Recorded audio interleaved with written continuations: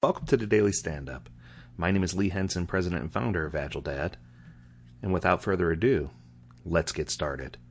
Today I hope to discuss with you a very touchy topic, something that's really important to me. In 2001, the founders of Agile got together and decided to create a document called the Agile Manifesto. And in this document, it uses some very key specific terms. We are uncovering better ways of building software by doing it and helping others do it. Through this work, we have come to value individuals and interactions over processes and tools. Yes, I know I summarized, but the line I want to focus on is individuals and interactions over processes and tools. Now, I've been in many situations where I've seen many people refer to individuals as resources or individuals as butts and seats, warm bodies, and other names, you name it, FTEs. And that frustrates me really, really bad. One of the things that I quickly learned is that when people are referred to as resources, they tend to behave like resources. Let me explain. Back in 1984, a popular group, a pop group called Depeche Mode, came out with a song called People Are People. And in the song they said, people are people, so why should it be you and I should get along so awfully? And the message of the song was about embracing people no matter where they're from, and no matter what their background is, and no matter what ethnicity they were, or what they believed. And this is something that I feel should be prevalent in Agile teams. It should be part of an Agile culture. It should be part of what we do. It should be part of who we are. But for whatever reason, we seem to forget that when we go to work. So this begs the question, what is a resource? So for me, or to me, a resource is something that you buy. After you buy it, you use it to the best of your ability. And then as soon as you're done with it, you discard it, you dispose of it. Resources aren't meant to be anything long-term. I suppose one could argue that the longer you have the resource, the more you should get out of it, the better it's been to you. But this case of throwing away resources, discarding, and just treating people with that same framework or that same cognitive bias, that same notion just doesn't ring well with me. It doesn't sit well with me. In fact, I have a quick exercise that you could do at home in order to help reinforce this. If you have a significant other, a partner, a husband, a wife, a boyfriend, a girlfriend, a fur baby, whoever you got, I want you to snuggle up real close next to them tonight, and I want you to whisper into their ear. I want you to say, honey, I love you so much. Out of all my resources, you're my absolute favorite. Now, what I can promise you is stimulating conversation, and most likely a place on the couch for the night. People just don't appreciate being called a resource. People want to be more than just something that's there out of convenience or someone who's paid to do a specific job. They want to feel like they have value and that they add value to the organization or to the product or service that they're working on. One of the things we discovered is that many organizations who have made this simple adjustment by changing the name human resources to something else, and no, I'm not referring to human capital, that's just as bad. I'm referring to talent management, talent acquisition, people and people engagement. You know, there's lots of different, even Disney, the Walt Disney Company uses casting.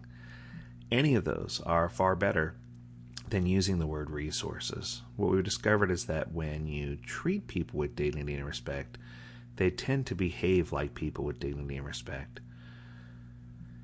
Having worked with many CEOs, one key memory that I have when I was with a very specific high-profile CEO, he looked at me and he says, Lee, he says, you know, one lesson that you could walk away with from me, if there's only one thing you could ever take from me, let it be this.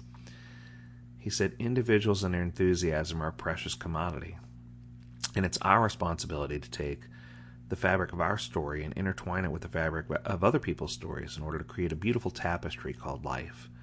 And whether life is just life at home, life at work, or a combination thereof, we need to take off whatever glasses are blinding us or shading us, and we need to treat people and individuals with dignity and respect. We need to uplift each other. We need to look past who they are, who they believe in, what they dress like, what they look like, what ethnicity they are, whether they're tall, skinny, fat, short, it doesn't matter. People should be treated with dignity and respect. And as soon as we can get past all that cognitive bias and see people for the great value and for the great worth that they provide to society, we're going to be in a wretched place until we can realize those things. And especially today, with all of the COVID-19 madness still looming around us, and with the world shifting from an at-home environment back to what the new norm will be, whatever that might be, I think it's just so key and so critical for us to understand each other, to love a little more, hate a little less, and remember that hate is taught, love is not. It's our responsibility to enforce love and to help people engage and to help people become better communicators. Even just yesterday, I received an email from a gentleman who was struggling with an international team. He had a team that was outsourced, and he was just really having trouble getting them to engage and understand simple topics like estimation and forecasting. And in the email, he said, I just can't get through to them. He said, all of my other resources are working perfectly fine, but I just can't get through to them. And at that moment, it was easy for me to identify what the problem was.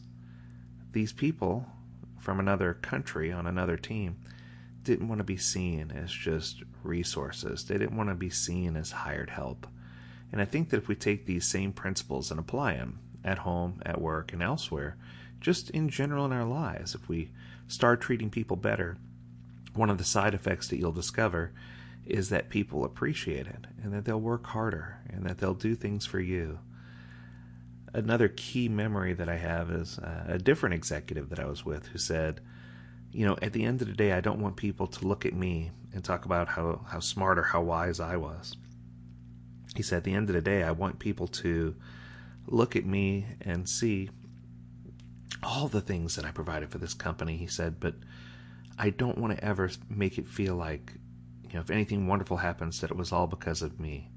He said, I surround myself with really intelligent people who are brighter than I am, so that I can look smart because they made good choices and because they worked hard. He said, it has nothing to do with me. If this company's successful, it needs to be built on the backs of the people who are smart that I surround myself with. And I just thought that was such a powerful statement. Take an opportunity to hug those that you love a little tighter today. Take an opportunity to express sincere gratitude for people and for what they do in your life, and stop treating individuals as resources and start looking at them as people with great dignity and respect. I hope you enjoyed this edition, and as always, I invite you to visit agiledad.com to learn more about what we do and how we can help your organization through this tumultuous times and through the turmoil that you're facing, and help you become even more agile. Stay well, stay healthy, stay agile. Until next time, I'm Lee Henson. Take care.